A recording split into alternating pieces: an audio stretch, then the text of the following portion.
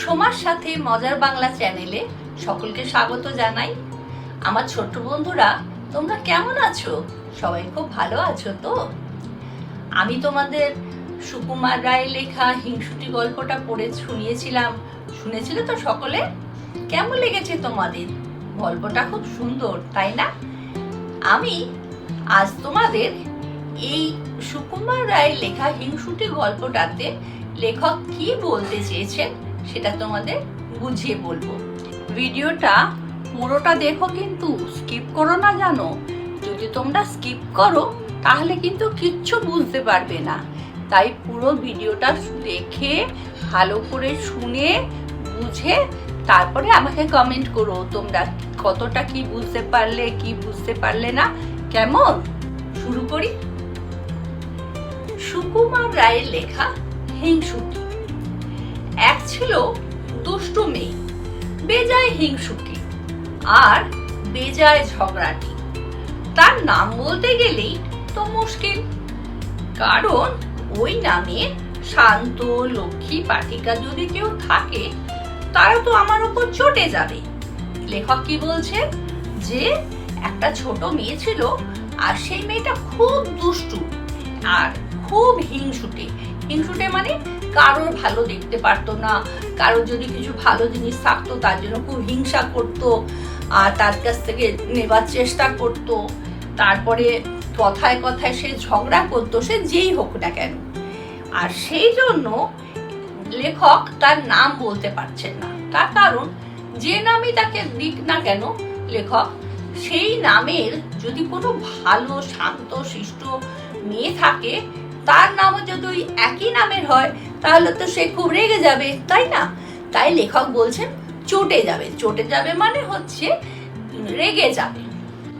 হিংসুটির দিদি বড় লক্ষ্মী মেয়ে, যেমন কাজে কর্মে তেমনি লেখাপড়ায়। হিংসুটির বয়স 7 বছর হয়ে গেল, এখনো তার প্রথম ভাগই শেষ হলো না। আর তার দিদি তার চাইতে মোটে 1 বছরের বড়। সে এখনই বোধোদয় আর ছেলেদের রামায়ণ পড়ে ফেলেছে। হিংসুটির একটা দিদি আছে, সেই দিদিটা আবার ঠিক উল্টো। হিংসুটি যেমন দুষ্টু মেয়ে, সে যেমন ঝগড়াটে হিংসুটে, তার দিদিটা আবার খুব লক্ষ্মী। লক্ষ্মী মানে খুব শান্ত ভালো মেয়ে। আর শুধু শান্ত আর ভালো তাই নয়, কিরকম ভালো না, সে কাজকর্ম খুব ভালো পারে। আর শুধু যে কাজকর্ম পারে তাও নয়, আবার সে লেখাপড়াতেও ভালো। মানে দুটো দিকে সে ভালো, লেখাপড়াতেও ভালো আবার কাজকর্মেও ভালো। আর হিংসুটের বয়স এখন 7 বছর, ছোট মেয়ে। কিন্তু 7 বছর বয়স হলে কি হয়, এই বয়সে সকলেই অ ক খ ABCD এই সমস্ত শিখে যায়। কিন্তু হিংসুটির এখনো সেই প্রথম ভাগ, যেটাতে অ আ ক খ, অতে কি হয়, আতে কি হয়, হর্ষইতে কি হয়, দীর্ঘইতে কি হয়, এইগুলো যে বইতে লেখা আছে সেটাকেই প্রথম ভাগ বলা হচ্ছে। সেই বইটাই এখনো তার শেষ হয়নি। আর তার দিদি তার থেকে মাত্র 1 বছরের বড়। তার মানে কত বয়স? 7 আর 1 যোগ করলে কত হয়? 8 বছর, মানে 8 ইয়ার্স। তাহলে তার দিদির বয়স 8 বছর, কিন্তু তার এখনই বোধোদয় আর ছেলেদের রামায়ণ পড়া হয়ে গেছে। ঈশ্বরচন্দ্র বিদ্যাসাগরের লেখা বোধোদয় আর ছেলেদের রামায়ণ দুটো বই আছে, আর এই দুটো বই কিন্তু সেই দিদিটা পড়ে ফেলেছে।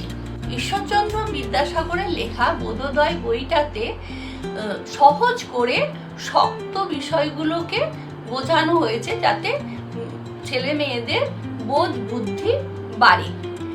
আর ছেলেদের রামায়ণ মানে ছোট বাচ্চাদের জন্য সহজ করে লেখা যে রামায়ণ, সেইটাকে বলা হচ্ছে ছেলেদের রামায়ণ। ইংরেজি ফার্স্ট বুক তার কবে শেষ হয়ে গেছে। হিংসুটি কিনা সবাইকে হিংসে করে, সে তো দিদিকেও হিংসে করত। দিদি স্কুলে যায়, প্রাইজ পায়, হিংসুটি খালি বকুনি খায় আর শাস্তি পায়। দিদির শুধু যে বোধোদয় আর ছেলেদের রামায়ণ পড়া হয়ে গেছে তাই নয়, তার সাথে সাথে তার ইংরেজি ফার্স্ট বুকও পড়া হয়ে গেছে। ইংরেজি ফার্স্ট বুক মানে যে বইতে এ বি সি ডি লেখা আছে, A for apple, B for ball, C for cat, D for dog, এই সমস্ত লেখা আছে, সেই বইটাও দিদির পড়া হয়ে গেছে। আর হিংসুটি কিনা সব বাইকে হিংসা করতো, যাকে দেখতো তাকে সে হিংসা করতো। আর শুধু তাই নয়, সে তার নিজের দিদিকেও হিংসে করত। দিদি স্কুলে যায়, প্রাইজ পায়, কারণ দিদি তো রোজ স্কুলে যায়, আর স্কুলে গিয়ে সে মন দিয়ে লেখাপড়া করে, তাই জন্য সে ভালো রেজাল্টও করে, আর ভালো রেজাল্ট করে বলে প্রাইজও পায়।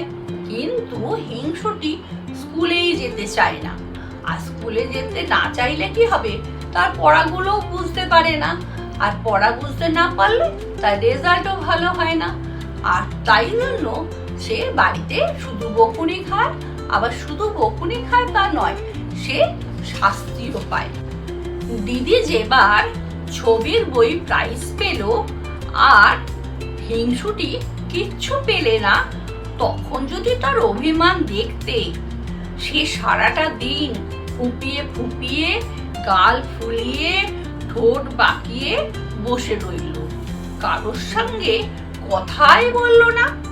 তারপর রাত্রিবেলায় দিদির অমন সুন্দর বইখানাকে কালি ঢেলে, মলাট ছিঁড়ে, কাদায় ফেলে নষ্ট করে দিল। এমন দুষ্টু হিংসুটি মেয়ে। তাহলে কি বলছে, দিদি যেহেতু রেগুলার স্কুলে যায়, তার পড়াশোনাটাও ভালো হয়, আর তার রেজাল্ট ভালো হয় এক্সামেতে, তাই জন্য সে প্রাইজও পায়। একবার সে ভালো রেজাল্ট করার জন্য একটা সুন্দর ছবির বই প্রাইজ পেয়েছিল, আর সেই বছরে হিংসুটি তো কিছু পায়নি, আর তখন কিছু পায়নি বলে তার যা রাগ হয়েছিল, অভিমান মানে রাগ হয়েছিল, সেটা শুধু দেখার মতন। কিরকম রাগ, সে কিরকম ভাবে রাগ প্রকাশ করেছে না, সে সারাটা দিন কি করেছে না, ফুপিয়ে ফুপিয়ে গাল ফুলিয়েছে, মানে ফুপিয়ে ফুপিয়ে কেঁদে গাল মুখ ফুলিয়ে ফেলেছে। আর তারপরে শুধু তাই নয়, সে ঠোঁট বেঁকিয়ে মুখ ঘুরিয়ে বসে রইল, কারোর সাথে কোনো কথাই বলল না। তারপর যখন রাতের বেলায় সবাই ঘুমিয়ে পড়লো, তখন সে দিদির মন সুন্দর প্রাইজ পাওয়া বইখানা নিয়ে তার মধ্যে কালি ঢেলে দিল। পেনের লেখার জন্য কালি লাগে, সেই পেনের কালি তার বইটার মধ্যে ঢেলে দিল। আর তার উপরে যে মলারটা ছিল, অর্থাৎ কভারটা যেটা ছিল, সেই কভারটাও ছিঁড়ে ফেলে দিল। তারপরে তাতেও সে শান্ত হলো না। এরপরে সেই কালি ঢালা মলার ছেঁড়া বইটাকে নিয়ে কি করলো, কাদার মধ্যে ফেলে বইটাকে একেবারে নষ্ট করে দিল। তাহলে বলো, এমন দুষ্টু আর এরকম হিংসুটে মেয়ে। হিংসুটির মামা এসেছেন, তিনি মিঠাই এনে দু বোনকে আদর করে খেতে দিয়েছে। হিংসুটি খানিকক্ষণ তার দিদির খাবারের দিকে তাকিয়ে তাকিয়ে ভ্যাঁ করে কেঁদে ফেলল। মামা ব্যস্ত হয়ে বললেন, কি রে, কি হলো, জিভে কামড় লাগলো নাকি?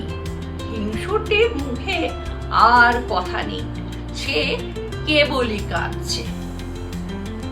কি বলছে না, হিংসুটির মামা একদিন এসেছে, আর এসে তিনি যেমন বাইরে থেকে লোক আসে পরে কি হয়, বাড়ির সবার জন্য মিষ্টি আনে, তো মামাও সেরকম ওদের দু বোনের জন্য মিঠাই মানে মিষ্টি এনেছে। এনে দু বোনকে আদর করে সেই মিষ্টি খেতে দিয়েছে। হিংসুটি তার খাবারটা না খেয়ে কি করছে না, তার দিদির প্লেটে যে খাবার রয়েছে, অর্থাৎ যে মিষ্টিগুলো রয়েছে, সেই দিকে অনেকক্ষণ ধরে তাকিয়ে রয়েছে। তাকিয়ে তাকিয়ে শেষ পর্যন্ত সে কি করলো না, ভ্যাঁ করে কেঁদে ফেললো। আর মামা তো তাই দেখে ঘাবড়ে গেছে, ব্যস্ত হয়ে উঠেছে যে কি হলো বলছে। তখন তিনি জিজ্ঞাসা করছেন যে জিভে কামড় লাগলো নাকি। অনেক সময় কি হয় যে খাবার খেতে গেলে বা কথা বলতে গেলে কি হয়, ঠোঁট বা গাল বা জিভ আমাদের দাঁত দিয়ে কামড়ে যায়, আর তখন খুব লাগে। তো মামা তাই ভেবেছেন, মামা ভাবছেন হয়তো খেতে গিয়ে তার জিভটা নিজেই কামড়ে ফেলেছে হিংসুটি। কিন্তু হিংসুটির মুখে আর কথা নেই, হিংসুটি কিন্তু কোনো কথা বলছে না, আর তার বদলে সে কি করছে, কেবলই কাঁদছে, শুধুই সে কেঁদে যাচ্ছে। তখন তার মা এক ধমক দিয়ে বললেন, কি হয়েছে বল না।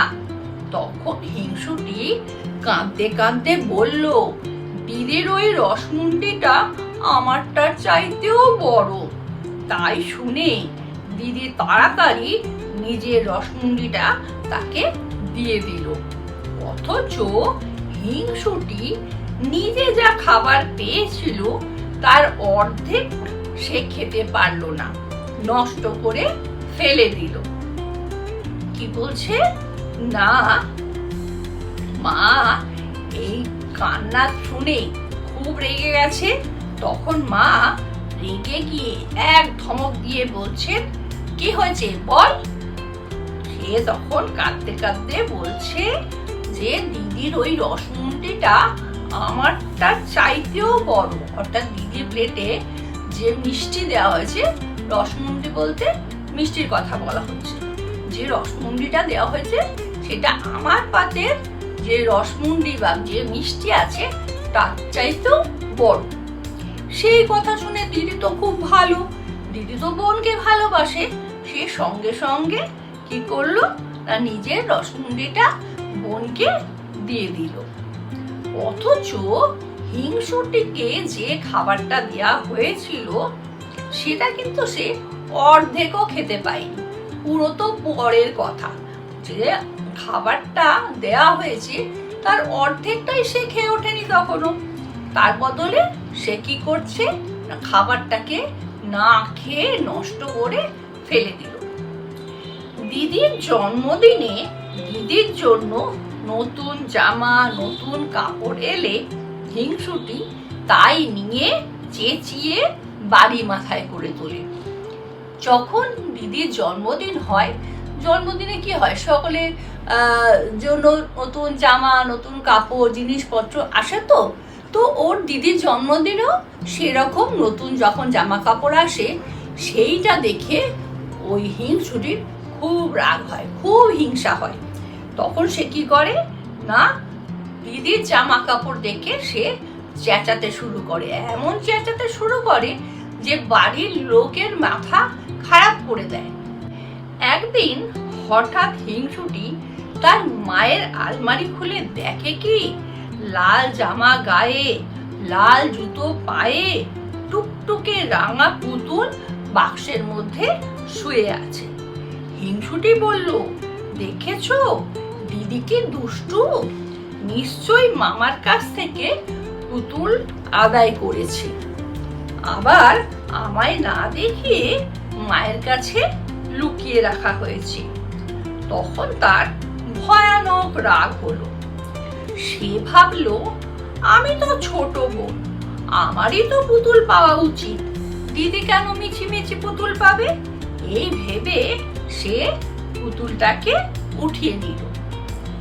একদিন কি হয়েছে, হঠাৎ হিংসুটি তার মায়ের আলমারি খুলেছে, আর যখন মায়ের আলমারিটা খুলে দেখছে যে তার মধ্যে একটা বাক্সের মধ্যে করে একটা লাল জামা লাল জুতো পরা একটা খুব সুন্দর পুতুল রাখা রয়েছে। হিংসুটি মনে মনে বলল যে দেখেছো দিদি কি দুষ্টু, ভাবছে দিদি এতটাই দুষ্টু যে সে কি করেছে না মামার কাছ থেকে নিশ্চয় এই পুতুলটাকে আদায় করেছে, আবার বোন যাতে দেখতে না পায় সেই জন্য সে কি করেছে মায়ের কাছে লুকিয়ে রেখে দিয়েছে। তাই দেখে ওর তো খুব রাগ হলো, আর মনে মনে ভাবলো যে আমি তো ছোট বোন, আমারই তো পুতুল পাওয়া উচিত, দিদি তো বড়, তাহলে দিদি কেন পুতুল পাবে? সেই ভেবে সে কি করলো না পুতুলটাকে উঠিয়ে নিল, অর্থাৎ আলমারি থেকে পুতুলটাকে বার করে নিল। কি সুন্দর পুতুল, কেমন মিটমিটে চোখ আর ফুটফুটে মুখ, কেমন কচি কচি হাত পা আর টুকটুকে জামা কাপড়। যত সব ভালো ভালো জিনিস সব কিনা দিদি পাবে। হিংসুটি চোখ ফেটে জল এলো। সে রেগে পুতুলটাকে আছড়িয়ে মাটিতে ফেলে দিল।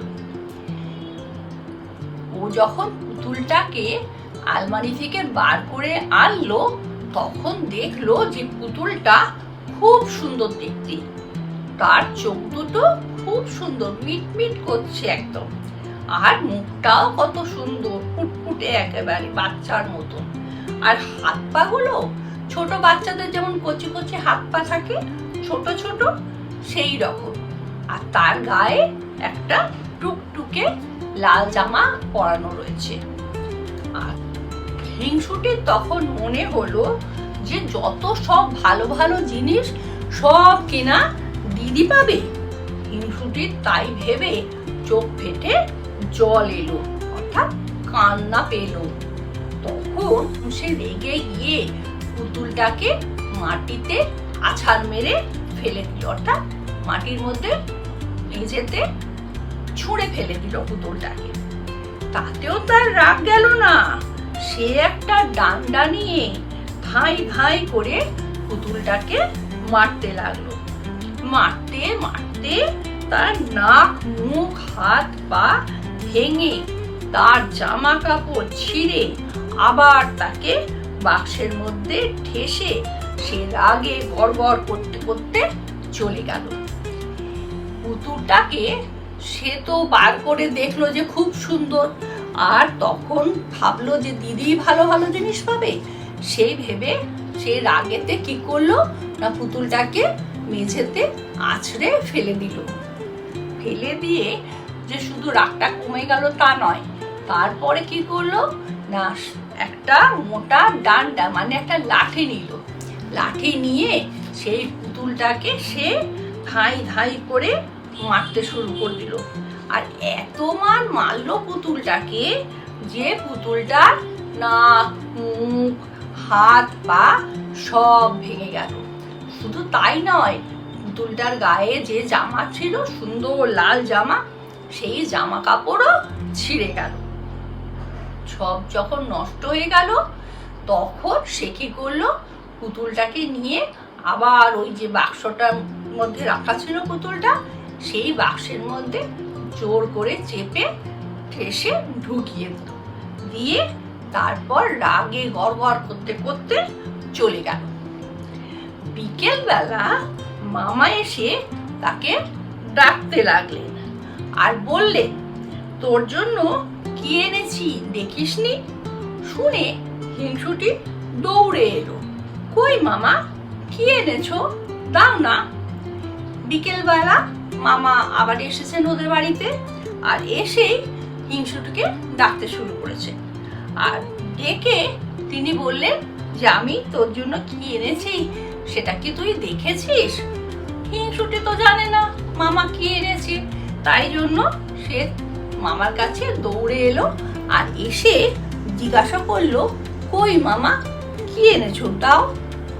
মামার কাছ থেকে চাইলো মামার আনা জিনিস, তার জন্য যে জিনিস মামা এনেছে সেই জিনিসটা সে মামার কাছ থেকে চাইলো। মামা বললেন, মার কাছে দেখ গিয়ে কেমন সুন্দর পুতুল এনেছি। হিংসুটি উৎসাহে নাচতে লাগলো। মাকে বলল, কোথায় রেখেছো মা? মা বললেন, আলমারিতে আছে। শুনে ভয়ে হিংসুটির বুকের মধ্যে ধরাস ধরাস করে উঠল। মামাকে যখন হিংসুটি জিজ্ঞাসা করছে যে মামা তুমি আমার জন্য কি এনেছো, আমাকে দাও, তখন মামা বললেন যে তোর মায়ের কাছে দেখ, আমি তোর জন্য একটা খুব সুন্দর পুতুল এনেছি। আর সেই শুনে হিংসুটির খুব উৎসাহ হলো, আনন্দ হলো, আনন্দে সে নাচতে লাগলো। নেচে নেচে সে মাকে বলল, মা কোথায় রেখেছো? মা বললেন আলমারিতে আছে। আর যেই মা বলেছেন যে আলমারিতে আছে পুতুলটা, সেই শুনে সঙ্গে সঙ্গে হিংসুটির ভয়েতে বুকের মধ্যে ধরাস ধরাস করে উঠলো। মানে তখন তার মনে মধ্যে একটু ভয় হতে শুরু করলো। সে কাঁদো কাঁদো গলায় বলল, সেটার কি লাল জামা আর লাল জুতো পরানো, মাথায় কালো কালো কোঁকড়ানো চুল ছিল? মা বললেন, হ্যাঁ, তুই দেখেছিস নাকি? মায়ের কথা শুনে হিংসুটির ভয়ে বুকটা ধরাস ধরাস কেন করে উঠলো? কারণ তার মনে হলো এই পুতুলটা সেই পুতুলটা নয় তো, যেটাকে সে তুলে আচার মেরে লাঠি দিয়ে ভেঙে নষ্ট করেছে। তাই জন্য সে কাঁদো কাঁদো গলায় মাকে বলল যে সেটার কি লাল জামা আর লাল জুতো পরানো ছিল, আর মাথায় কি কালো কালো কোঁকড়ানো চুল ছিল? মা তখন ভাবলো যে সে হয়তো দেখেছে, তাই তিনি বললেন যে হ্যাঁ, তুই কি দেখেছিস নাকি? হিংসুটির মুখে আর কথা নেই। সে খানিকক্ষণ ফ্যাল ফ্যাল করে তাকিয়ে তারপর একেবারে ভ্যা করে কেঁদে এক দৌড়ে সেখান থেকে পালিয়ে গেল। হিংসুটি এইবার বুঝতে পারলো যে সে কি ভুলটাই না করেছে। বুঝতে পারলো যে এই পুতুলটা সেই পুতুলটাই যেটাকে সে ভেঙে চুরে রাগেতে নষ্ট করে দিয়েছে দিদির পুতুল ভেবে। তাই জন্য সে খানিকক্ষণ ফ্যাল ফ্যাল করে তাকিয়ে রইল, আর কিছু করার নেই তো কি করবে। তারপর সে কেঁদে ফেললো, কেঁদে সেখান থেকে দৌড়ে পালিয়ে গেল। আর তো কিছু বলারও নেই, করারও নেই, তাই জন্য দৌড়ে সেখান থেকে চলে গেল। এরপরে যদি তার হিংসে আর দুষ্টুমি না কমে, তবে আর কি করে কমবে? তাহলে এই এত কিছু হয়ে গেল যে দিদিকে হিংসা করতে গিয়ে আর দুষ্টুমি করতে গিয়ে তার সুন্দর পাওয়া উপহারটা, সুন্দর যে পুতুলটা সে পেতে পারত, সেটাকেই সে নষ্ট করে ফেললো। সেটা বোঝার পরেও যদি আর কখনো তার দুষ্টুমিটা না কমে, তাহলে তার কিছু বলারই নেই। এবার বুঝতে পারলে তোমরা যে এই গল্পটার নাম হিংসুটি কেন হয়েছে? আসলে মেয়েটা সবাইকে হিংসা করতে গিয়ে আর রাগ দেখাতে গিয়ে সে কি করলো না, নিজেই নিজের ক্ষতি করে বসলো। এতটাই দিদির ওপর রাগ, এতটাই দিদির ওপর হিংসা যে সে ভালো মন্দ বুঝতেই পারলো না। তাই জন্য দিদির ওপর রাগ দেখাতে গিয়ে তার পাওয়া যে গিফটটা, সেটাই সে নষ্ট করে ফেললো। তার মধ্যে যে রাগ, যে হিংসা, এই ঘটনা ঘটার পর, অর্থাৎ এই সুন্দর জিনিসটা তার হিংসা আর রাগের জন্য নষ্ট হয়ে যাবার পর, এবার যদি তার একটু রাগটা কমে, হিংসাটা কমে, তবেই তো তার ভালো হবে, তাই না? কিন্তু তা না করে যদি সে এখনো আগের মতোই হিংসা আর রাগ করে, তাহলে আর কোনোদিনও তার মন থেকে এই হিংসা আর রাগ কমবে না। তোমরা কিন্তু এই ভিডিওটাকে লাইক করো আর অনেক অনেক শেয়ার করো, যাতে তোমাদের বন্ধুরাও এই ভিডিও দেখে শিখতে পারে। আর সাবস্ক্রাইব করতে ভুলো না কিন্তু, যাতে পরের ভিডিওগুলো তোমরা দেখতে পারো। Thank you.